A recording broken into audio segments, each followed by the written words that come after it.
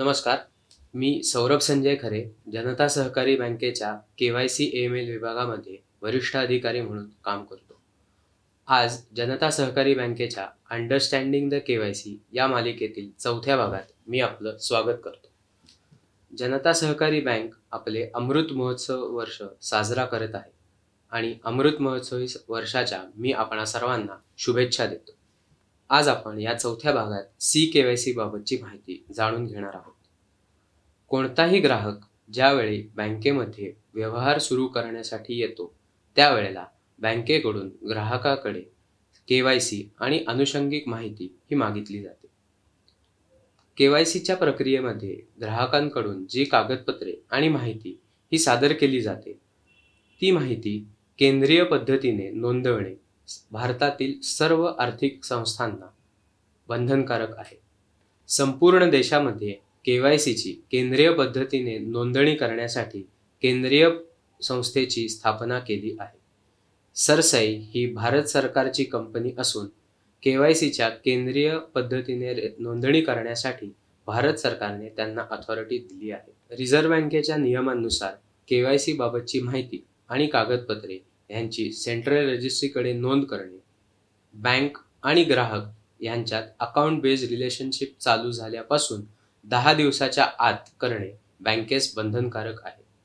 तसेच ग्राहकांच्या KYC माहिती किंवा अनुषंगिक कागदपत्रे याच्यामध्ये बदल झाल्यास सदर बदल देखील सेंट्रल रजिस्ट्रीकडे नोंद करणे हे बँकेस बंधनकारक आहे. व्यक्तिगत ग्राहकांना 1/4/2017 पासून आणि लीगल एंटिटी कस्टमर्सना 1/4/2021 पासून सेंट्रल रजिस्ट्रीकडे नोंद करणे अनिवार्य आहे. दोन्ही कॅटेगरीमधील वर नमूद केलेल्या तारखांपूर्वी असलेले ग्राहक जे यावेळी KYC अपडेशन म्हणजेच KYC करतील त्यावेळेला त्यांची CKYC बाबतची प्रक्रिया पूर्ण करायची आहे. दोन्ही प्रकारच्या खातेदारांना सेंट्रल रजिस्ट्रीकडून CKYC क्रमांक प्राप्त होण्यासाठी पुढील प्रमाणे KYCची माहिती आणि अनुषंगिक कागदपत्रे याची नोंद करावी लागते. व्यक्तिगत ग्राहकांबाबत संपूर्ण नाव आणि पत्ता, आईवडिलांची नावे, जन्मतारीख, जेंडर अशी माहिती आणि ओळख पुरावा, पत्ता पुरावा,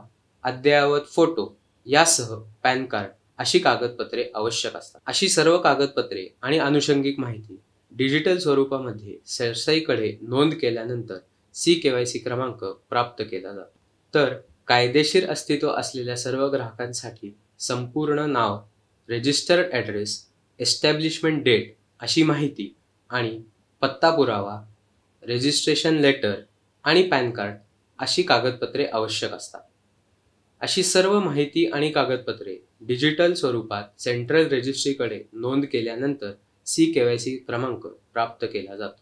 संस्थेबाबत संस्था आणि संबंधित व्यक्ती म्हणजेच लीगल एंटिटी आणि रिलेटेड पर्सन अशा दोघांनाही स्वतंत्र CKYC नंबर प्राप्त होतो. रिलेटेड पर्सनसाठी वर नमूद केल्याप्रमाणे व्यक्तिगत ग्राहकांची CKYCची प्रक्रिया पूर्ण केल्यानंतर CKYC नंबर प्राप्त करता येऊ शकतो. संस्थेबाबत संस्था आणि संबंधित व्यक्ती म्हणजेच लीगल एंटिटी आणि रिलेटेड पर्सन म्हणजे डायरेक्टर, पार्टनर, प्रोप्रायटर या दोघांनाही स्वतंत्र CKYC क्रमांक प्राप्त होतो. संस्थेच्या संबंधित व्यक्तींना वर नमूद केल्याप्रमाणे व्यक्तिगत ग्राहकांना लागू असलेल्या CKYC प्रक्रिया पूर्ण केल्यानंतर CKYC क्रमांक प्राप्त केला जातो. आता आपण CKYC बाबतचे फायदे जाणून घेऊ.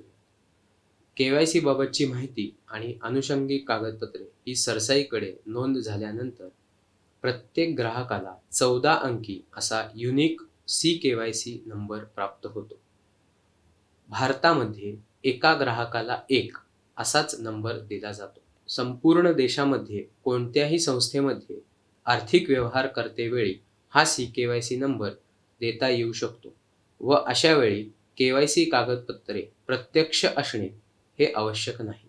ग्राहकांनी बँकेस सादर केलेली माहिती आणि कागदपत्रे ह्याची पडताळणी करण्यासाठी CKYC कडील तपशील हा तपासला जाऊ शकतो. मी सर्व ग्राहकांना या निमित्ताने विनंती करतो की CKYC बाबतची प्रक्रिया वेळेत पूर्ण होण्यासाठी आपण बँकेस सहकार्य करावे.